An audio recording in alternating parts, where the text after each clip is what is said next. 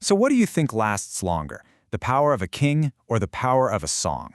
It's a huge question, and it's at the very heart of an ancient West African epic called Gassire's Lute. It's this incredible story about the tension between political power and art that endures forever. Okay, let's just break this down, because this is the whole story in a nutshell. It all comes down to a choice between two things. On one side, you've got the sword. It's about power, the throne, all the stuff that seems so important and real. But in the end, it's temporary. And on the other side, you have the lute. That's art, the song, something that feels almost invisible, but holds the secret to true immortality. And you know, this isn't just some dusty old myth. It's really a parable about one of the biggest decisions a person or a whole culture can make. It's the story of a man who was literally forced to decide what kind of legacy he was going to leave behind. So, our story kicks off with the prince of this mighty kingdom called Wagadu. And this is a guy who thought he had his destiny all figured out, all written in steel. This is Gassire. He's the king's son, the best and most powerful warrior in the entire kingdom, and man, is he impatient. His whole identity, everything he is tied up in becoming the next king, in holding that sword. The throne is his birthright, and he's just burning for his aging father to finally step aside. Then, one day, his whole world just gets turned completely upside down. He's walking in the fields and a partridge starts talking to him. Yeah, a partridge, and it tells him his destiny isn't the sword he wants so badly, but a lute. A crazy prophecy, right? But then a wise old sage confirms it, telling him he won't become the next king, he'll become the song itself. But here's the thing, choosing the lute, choosing this path of art, it is not the easy way out, not even close. It comes with a cost, a horrifying, almost unthinkable price. So this lays out the journey he has to take. It's this whole mythic sequence of events. You have the prophecy from the partridge, the confirmation from the sage, the forging of the instrument, but it's that fourth step that just changes everything. The lute must drink. Gassire goes to the smith who made the lute, and the smith tells him, "Look, this thing, it's just wood. It has no voice. For it to sing, it has to be seasoned. It has to drink blood, and not just any blood, the blood of his own children." So Gassire, now completely obsessed with this new destiny, leads his sons into battle, one by one. The first son dies, and Gassire carries his body back, the lute on his back soaking up the blood. But it doesn't sing, so he does it again, and again, and again, 8 times. 8 of his own sons sacrificed, just so the wood of this instrument could be saturated with the most profound loss imaginable. And this is the whole point. The story is telling us that true art, the kind that lasts, isn't just something you make.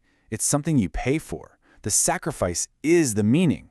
The lute can finally sing because it's not just wood and string anymore. It's a vessel full of grief and loss. Gassire basically traded his own future for an eternal song. So, what happened to that throne Gassire gave everything up for? Well, while he was busy creating his immortal song, the kingdom of Wagadu was meeting its own fate, a fate that really shows you how hollow the sword can be. Here's the wild part. Wagadu didn't just fall once. It fell 4 separate times, and each time they rebuilt it only to watch it fall again. And you see the causes here. It wasn't some foreign army or a natural disaster. It was pride, greed, falsehood, and discord. It came from the inside.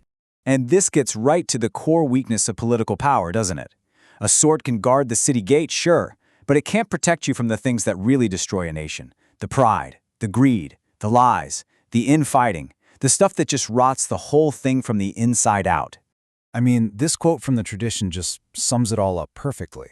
The story of Wagadu is the most honest truth about the nature of power. It doesn't matter how strong you are, how rich, how mighty. At the end of the day, all human institutions are always temporary. That's the vanity of the throne. So the kingdom crumbles. It's temporary. But what about the song? The one that costs so much to create? What happened to the Dausi? You would think, for creating this immortal piece of art, this true account of what happened, Gassire would be celebrated, right? Nope.